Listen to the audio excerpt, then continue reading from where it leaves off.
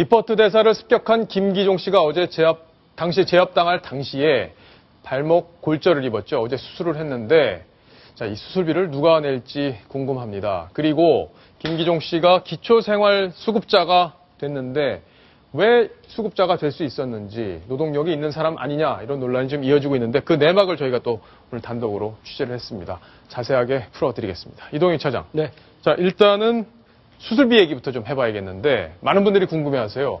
이 범죄자하고 범죄 과정에서 다친 거를 국가가 이거 돈을 내서 수술을 해줘야 되는 거냐 하는 논란이 지금 일고 있는 건데 국가가 돈을 내는 건 맞습니까? 결론적으로는 맞습니다. 예. 김기종 씨 같은 경우에는 2007년부터 국민기초생활수급 대상자로 정해져 있기 때문에 네. 이 병원비 내지 않는다고 봐야 됩니다. 이 급여가 안 되는 비급여 항목에 이 추가적인 시술을 받을 때만 일정 비율로 자기 부담금을 낼 뿐이고 그렇지 않은 치료 항목에 있어서는 전체적으로 국가나 지자체가 부담을 해주고 있습니다. 그렇군요. 국가와 지자체가 부담을 해야 되고 결국엔 세금으로 이분의 수술비를 다 부담을 한다. 그렇습니다. 그리고 이 판결을 받고 교도소에 수감이 돼 있으면 역시 본인이 부담을 하지 않고 국가가 대신 치료비를 내주고 있죠. 그렇군요. 근데 보니까 2인실에 지금 입원을 해 있더라고요. 그렇습니다. 예. 확인을 해봤는데요. 이 경찰병원의 2인실은 하루에 75,420원의 병원료를 내야 된다고 해요. 네. 6인실은 뭐 10,000원밖에 내지를 않는다고 하는데요. 경찰에서는 이렇게 설명을 하고 있습니다. 이 많은 사람들의 관심을 받고 있다 보니까 자칫 이 불미스러운 일이 생길 수 있다. 그래서 경찰관 여러 명이 함께 병실에 있어야 하다 보니 이 최선의 차선책으로 2인실을 택해서 경찰관 여러 명과 같이 그 안에서 생활을 좀 해야겠다. 이런 설명을 하고 있습니다. 그러겠네요. 다인실을 사용할 경우에는 꼭 거기서 또 마찰이 생길 여지도 있고 뿐만이 그러다 아니라 보면 또 논란이 될 수 있죠. 환자들이 불편해할 거예요. 예. 이 경찰이 여러 명이 왔다 갔다 해야 될 테고 앞에 지키는 사람도 있고 하다 보니까 다른 환자들에게 큰 불편을 줄 게 또 분명해 보입니다. 예. 자, 지금 가장 관심 있는 사항, 우리 시청자분들이 제일 궁금해하는 사항 이제부터 들어가겠습니다. 바로 기초생활수급 대상자로 지정이 됐다. 이거잖아요. 그렇습니다. 자, 지금 요건을 3가지를 통과를 해야 되는데, 그죠? 뭐 크게 보면 통과가 됐어요, 지금. 그렇습니다. 소득도 월 62만 원 안 되고 소유재산 없고 부모나 자식 능력이 안 되기 때문에 역시 국민기초생활수급 대상자 지정되는데 문제가 없습니다. 예. 한 가지 근데 걸리는 게 제일 중요한 게 근로능력이잖아요. 그렇습니다. 근로능력이 그럼에도 불구하고 없다고 본 이유가 뭔가요? 자, 질환이 있다라고 신고를 했다고 합니다. 예, 바로 이거네요. 그렇습니다. 본인이 간질과 다른 질병을 앓고 있어서 18살과 65세 사이에서는 일할 수 있는 능력이 있으면 앞에 3가지 조건을 충족하더라도 잘 선정을 해주지 않거든요. 그런데 김기종 씨 같은 경우에는 내가 이러이러한 질환이 있고 치료받은 경력도 있다라는 이 관련 서류를 모두 구청 이런 데 제출을 해서 확인을 받았습니다. 그렇기 때문에 이 관할 구청에서는 별다른 막을 방법은 없죠. 국민기초생활수급 대상자로 지정해 주는데. 자, 그럼 간질, 그리고 다른 질병이 또 있기 때문에 나는 근로능력이 없다, 이렇게 신청을 했는데, 사실 이 기초생활수급 대상자 신청을 하면은 상당수가 탈락을 한다고 합니다. 쉽지 않죠. 왜냐하면 저거 말고도 사실 꼼꼼하게 들여다보는 면들이 많이 있습니다.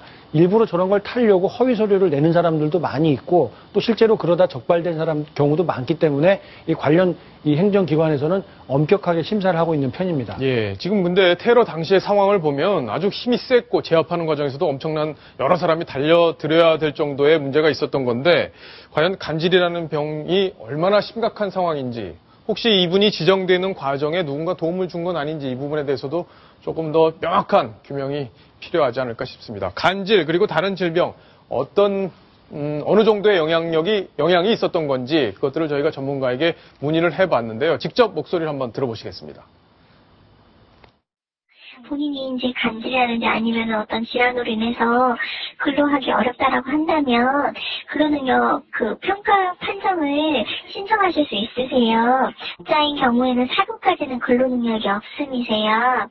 5, 6급은 근로능력이 있는 거고 장애 간질 급수가 2단계, 5단계 이렇게 있는 걸로 알고 있는데 이동희 차장. 네. 지금 설명을 들어보니까 등급에 따라서 간질도 되는 사람이 있고 안 되는 사람이 있다는 건데 어쨌든 구청에서는 되는 걸로 판단을 했다. 그런 그렇습니다. 거네요. 경찰에서 이 부분 수사를 하는 겁니까? 아직까지는 경찰에서는 그 수급 대상자로 선정되는 과정에 문제가 있었는지 이 부분에 대해서는 수사할 계획이 없다라고 밝히고 있습니다. 예. 유해 교수님. 네. 이 수사를 어떻게 해야 되는 겁니까? 어떻게 되는 겁니까? 네, 방금 말씀하셨지만 예. 지금 확실하게 그것이 잘못됐다 인과관계가 지금 없기 때문에 네. 수급과 우리가 뭐 병원비를 낸다는 것이 현재 사건과는 인과관계가 없습니다. 그래서 아마 경찰이 수사를 안 하겠다고 한 것 같은데요. 그걸 만약에 수사를 하게 된다면 또 하나 더 수사해야 될 것이 있습니다. 또 있어요? 이 사람의 성향에 대한 조사도 정확하게 하지 않고 국회에 대관을 해줬던 것들이죠. 예. 그렇게 된다면 그 모든 부분도 다 조사를 하고 정말 뒤에 누가 있는지까지도 조사를 해야 되는데 예. 아마 사건은 일단은 살인 미수 또는 국가보안법 그 정도를 먼저 수사하지 않나 싶습니다. 예, 그렇군요.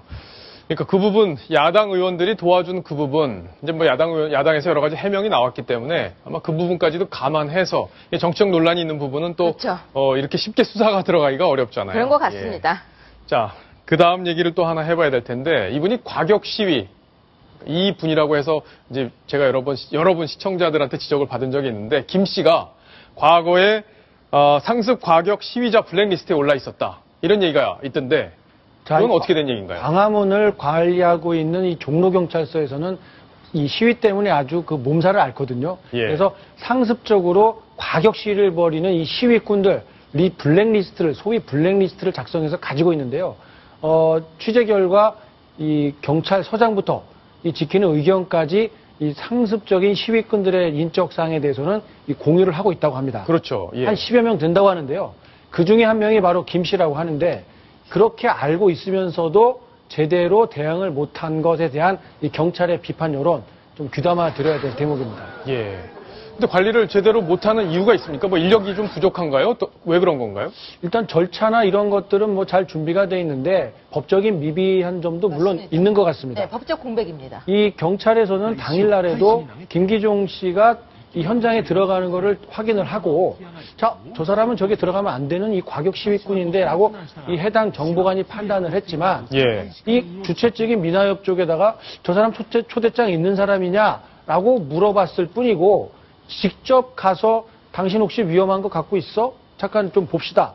이런 강제적인 조치를 취하지 못한 게 이런 그 끔찍한 테러의 원인이 아니냐 지적이 나오는 이유입니다. 예. 간단히 첨언만 한다면, 그러니까 주한 미 대사와 같은 어떤 요인의 경우에 있어서는 사실 경찰 측과 그동안에 그 미 국무부가 이제 소관은 하지만 주한 미 대사관과의 그 물밑에서의 그동안에 상당한 갈등이 있어 왔습니다. 네네. 그러니까 대사의 어떤 행적을 일일이 알고자 하는 경찰과 이것을 다 일일이 알려주지 않으려는 이 대사관과의 어떤 그런 계속적인 물밑 갈등이 있어 왔기 때문에 이번 일을 계기로 어떤 경호를 강화한다는 측면의 얘기가 나오고 있는데 예, 그렇죠. 전 솔직히 국무부가 이 부분에 대해서 전격적으로 수긍이나 어떤 호응을 할 거라는 생각이 들지가 않아요. 예. 자체적인 아마 신변 강화 방법을 쓸 겁니다. 그렇기 때문에 우리 경찰 측과 미국과의 어떤 이런 부분에 의한 조율이 되지 않으면 제2, 제3의 사태가 날 수도 있기 때문에 조금 좀 더 세밀한 이런 부분에 대한 어떤 의견 조율이 필요해 보입니다.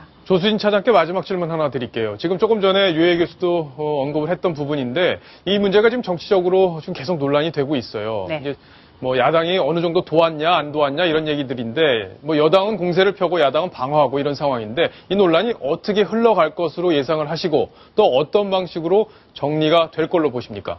네, 우선 바로 이제 한 달 뒤쯤에 4월 재보궐선거가 있기 때문에 새누리당에서는 어떻게든 이 리퍼트 대사의 피습 사건을 극대화할 겁니다. 그리고 또 이 리퍼트 대사에게 테러를 가한 이 김기종 씨의 경우에 이 새정치민주연합의 한 10명 가까운 의원들과 친분이 있었고 또 그 친분을 바탕으로 기자회견을 한다든지 국회를 수시로 드나들면서 아주 버젓한 제야 시민단체 운동가로 활동한 게 맞습니다. 예. 네, 그렇다면 이 새정치민주연합이 이 부분에 대해서 아주 뚜렷하게 어떤 입장을 분명히 밝히고 그 종북이라는 또는 이 테러라는 여기에 대한 확고부동하게 연결고리를 끊어내는 이 노력이 있어야만 이 새누리당의 공세가 좀 더 무색해질 겁니다. 예.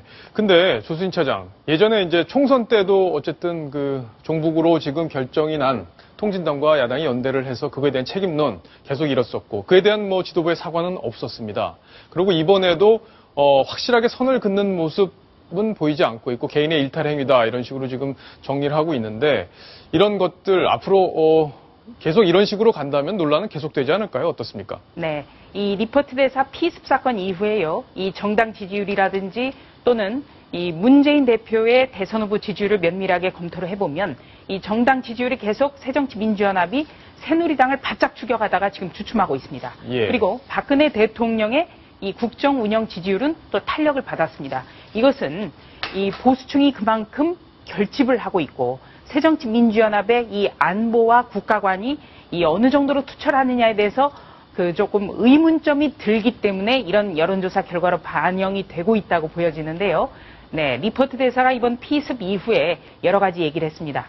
한국 속담을 인용하기도 했죠. 비가 온 뒤에 땅이 굳는다. 그리고 미국 속담도 인용을 했습니다. 위기 속에서 기회를 찾아야 된다. 저는 새정치민주연합에서 바로 이 리퍼트 대사가 한 이런 얘기를 참고를 좀 했으면 좋겠습니다. 예, 위기 속의 기회. 이번 기회를 새정치민주연합이 종북과 완전히 선을 그은 정당이다라는 이미지를 확고하게 심을 수 있는 그런 기회가 아닐까 하는 조수진 차장의 진단까지 정리를 해보겠습니다.